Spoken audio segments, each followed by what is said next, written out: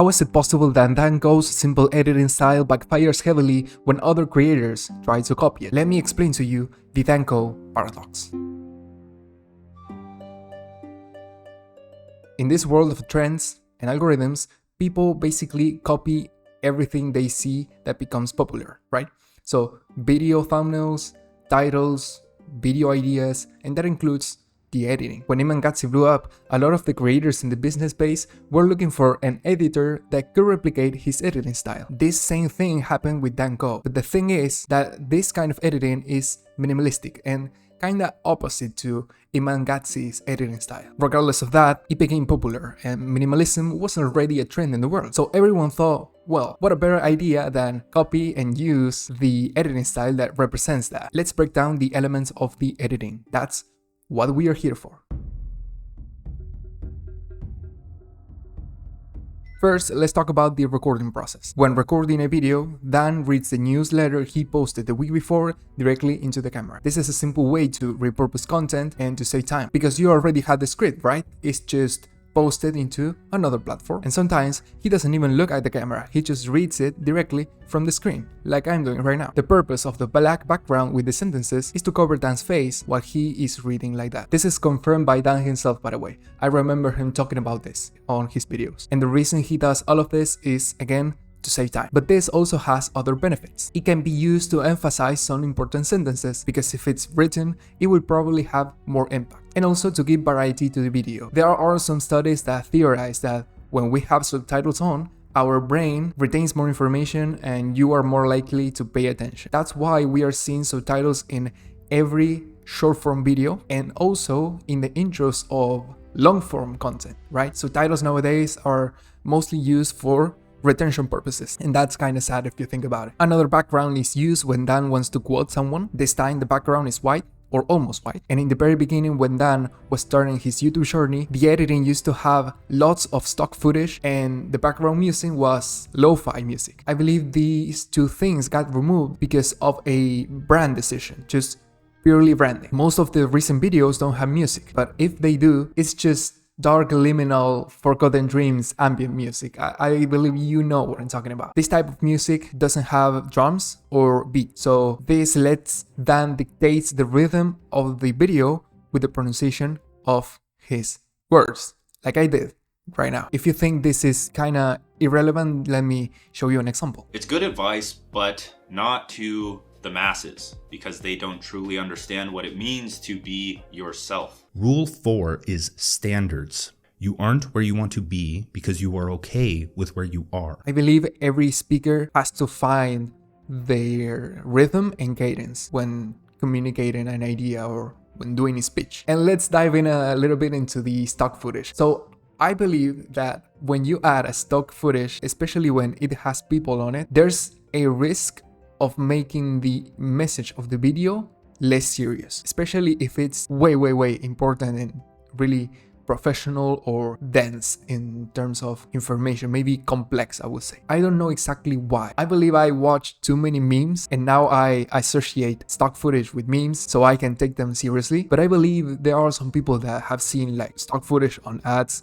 Maybe they use those for a presentation, but on the internet, I don't think it works the same. When we are talking about maybe in the corporate industry, I believe it's good and doesn't make a difference. But when you take it to the internet, I believe it's different. Let me know if I'm crazy about this, because there's this weird feeling about, I don't know, it's too maybe unrealistic, especially when there are people, again, no disrespect for anyone, I'm just talking about how it feels.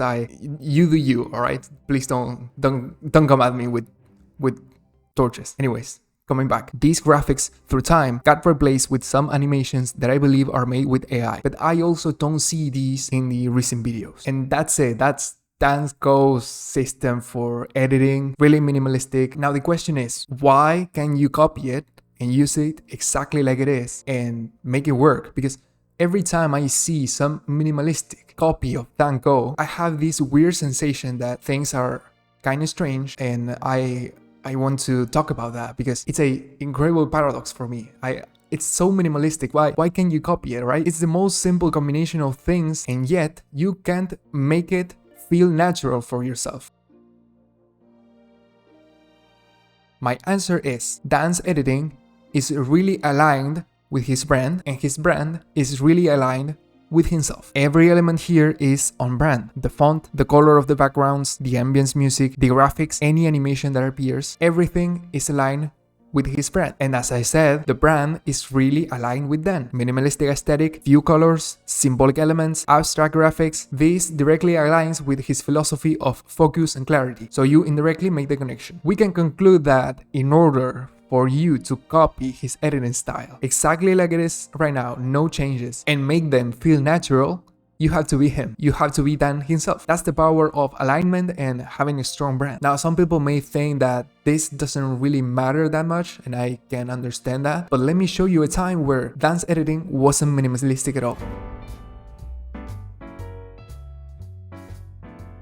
In the flow state video, Dan gave more protagonism to the visuals, and it mixed talking head videos with graphics, stock footage, better included this time by the way, because they grayscaled most of it to make it fit with the brand. That's pretty cool. And the crazy thing for me is that the video was an hour long and it was edited from the beginning to end. For me, that's crazy work. The effort they put into these videos didn't really transfer to views. Some videos of him just talking to the camera have more views than that, so it's kind of strange. We can say that this format didn't work exactly as intended, but why this video didn't have 7 million views, right? It's a video for it to blow it up and go viral, but it didn't happen. I believe there are two reasons here if I had to pinpoint something. The first one is that the audience was already used to the older format, again, minimalistic editing. The second one for me is this feeling of the editing being too much. Most of the time there was something going on screen, and that made the video split into two directions, I would say.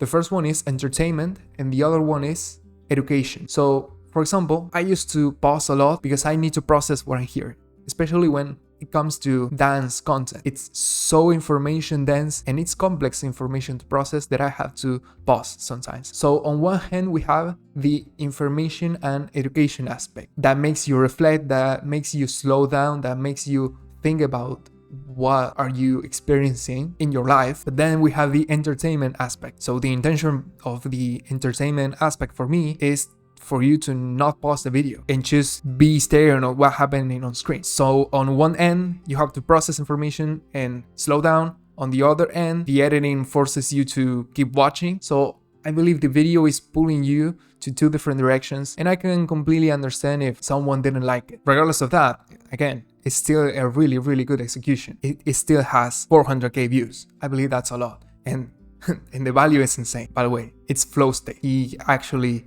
condensed lots of information there. I believe it was the perfect topic for it to be a 1 hour long video with all of that graphics, because it's kind of related to video games too. So I can see why he included that many graphics or animations in that video. I believe it's cool.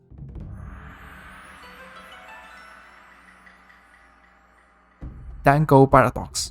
Danko's editing is so aligned with his brand and himself that it becomes impossible to copy regardless of how minimalistic it is. What's funny about this is that Dan himself said multiple times that he copies a lot, but everything he copies just adopts it into his own style, right? So he's basically trolling all of us. The takeaway from this is to build your own editing style by iterating. Of course, you have to know the basics, but at the end of the day, you are a person and the editing is an extension of you, especially if you want to make genuine content. Like if you're showing yourself in camera, not hiding behind a personality or a brand, right? I believe Life or Risa is a perfect example of that. I believe Dolfor is a perfect example too. Dolfor has his own editing style, even though when talking about other people, right? So he still found that, he still iterated, he still tried things to make it work. Ryan Traham is another iconic editing style. Mr. Beast, I should say so, yeah, just to say a few YouTubers that have found that editing style and are iconic. That's it for the video. If you're interested, I work as a YouTube channel coach/consultant. It really depends on your goals and your needs, so if you're interested in that, check the link in the description, and I don't know what else to say. Goodbye.